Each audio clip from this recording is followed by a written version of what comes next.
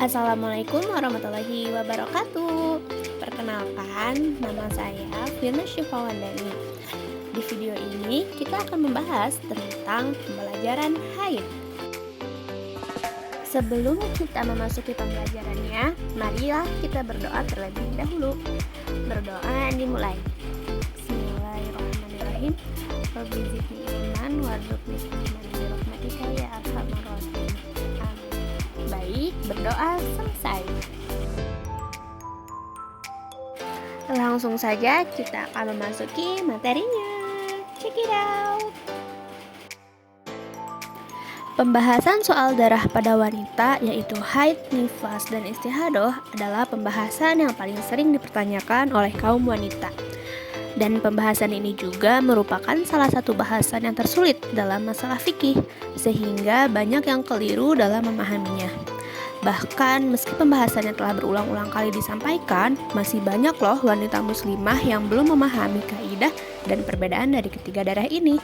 Mungkin ini dikarenakan darah tersebut keluar dari jalur yang sama, namun pada setiap wanita tentulah keadaannya tidak selalu sama, dan berbeda pula hukum dan penanganannya. Oke, bahasan yang pertama adalah haid. Haid adalah darah yang keluar dari rahim seorang wanita pada waktu-waktu tertentu yang bukan karena disebabkan oleh suatu penyakit atau karena adanya proses persalinan, di mana keluarnya darah itu merupakan sunatullah yang telah ditetapkan oleh Allah kepada seorang wanita. Sifat darah ini berwarna merah kehitaman yang kental, keluar dalam jangka waktu tertentu, bersifat panas dan memiliki bau yang khas atau tidak sedap. Haid adalah sesuatu yang normal terjadi pada seorang wanita. Pada setiap wanita, kebiasaannya pun berbeda-beda. Ada yang ketika keluar haid ini disertai dengan rasa sakit pada bagian pinggul, namun ada yang tidak merasakan sakit. Ada yang lama haidnya sekitar 3 hari, ada pula yang lebih dari 10 hari. Ada yang ketika keluar didahului dengan lendir kuning kecoklatan, ada pula yang langsung berupa darah merah yang kental. Dan pada setiap kondisi inilah yang harus dikenali oleh setiap wanita, karena dengan mengenali masa dan karakteristik darah haid inilah akar di mana seorang wanita dapat membedakannya dengan darah-darah lain yang keluar kemudian. Wanita yang haid tidak diperbolehkan untuk sholat, puasa, tawaf, menyentuh mushaf, dan berhubungan intim dengan suami pada kemaluannya. Namun, ia diperbolehkan membaca Al-Quran dengan tanpa menyentuh mushaf langsung, boleh dengan pembatas atau dengan menggunakan media elektronik seperti komputer, ponsel, iPad, dan lain-lain. Berzikir dan boleh melayani atau bermesraan dengan suaminya kecuali pada kemaluannya. Materi berikutnya yaitu batasan haid. Menurut ulama Syafi'iyah, batas minimal masa haid adalah sehari semalam dan batas maksimalnya adalah 15 hari. Jika lebih dari 15 hari, maka darah itu darah istihadoh dan wajib bagi wanita tersebut untuk mandi dan sholat.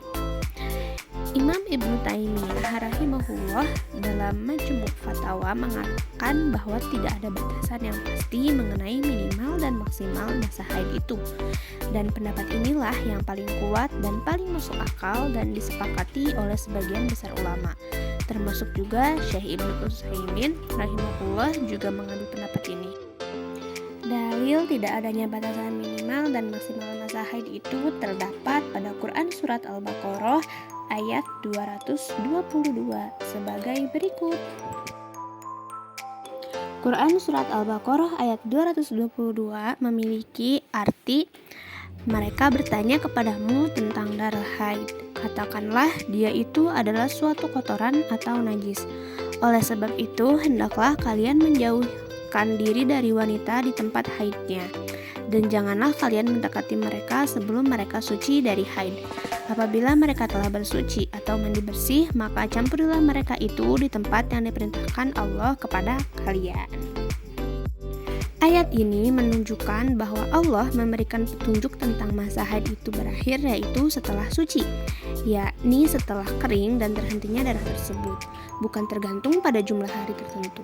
Sehingga yang dijadikan dasar hukum atau patokannya adalah keberadaan darah haid itu sendiri. Jika ada darah dan sifatnya adalah darah haid, maka berlaku hukum haid. Namun jika tidak dijumpai darah atau sifatnya bukanlah darah haid, maka tidak berlaku hukum haid padanya. Syekh Ibnu Utsaimin rahimahullah menambahkan bahwa sekiranya memang ada batasan hari tertentu dalam masa haid, tentulah ada nas syar'i dari Al-Quran dan Sunnah yang menjelaskan tentang hal ini. Syekhul Islam Ibnu Taimiyah rahimahullah mengatakan, pada prinsipnya setiap darah yang keluar dari rahim adalah haid, kecuali jika ada bukti yang menunjukkan bahwa darah itu istihadah. Selain Quran surat Al-Baqarah ayat 222 tadi, terdapat hadis yang membahas mengenai haid, yaitu dari Aisyah radhiyallahu anha berkata, kami dahulu juga mengalami haid, maka kami diperintahkan untuk mengqadha puasa dan tidak diperintahkan untuk mengqadha salat. Hadis riwayat Al-Bukhari nomor 321 dan Muslim nomor 335. Indikator selesainya masa haid adalah dengan adanya gumpalan atau lendir putih seperti keputihan yang keluar dari jalan rahim. Namun, bila tidak menjumpai adanya lendir putih ini, maka bisa dengan mengeceknya menggunakan kapas putih yang dimasukkan ke dalam vagina. Jika kapas itu tidak terdapat bercak sedikit pun dan benar-benar bersih, maka wajib mandi dan sholat.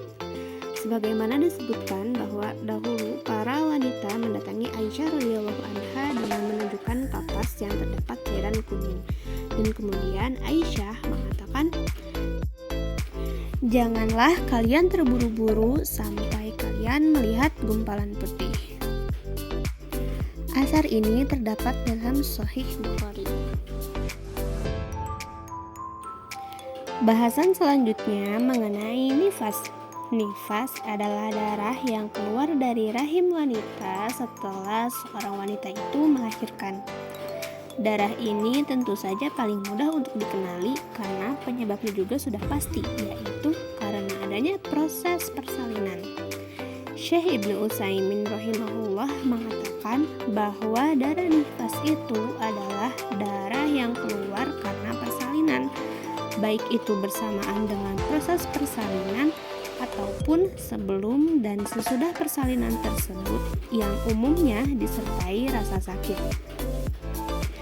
Pendapat ini senada dengan pendapat Imam Ibnu Taimiyah yang mengemukakan bahwa darah yang keluar dengan rasa sakit dan disertai oleh proses persalinan adalah darah nifas.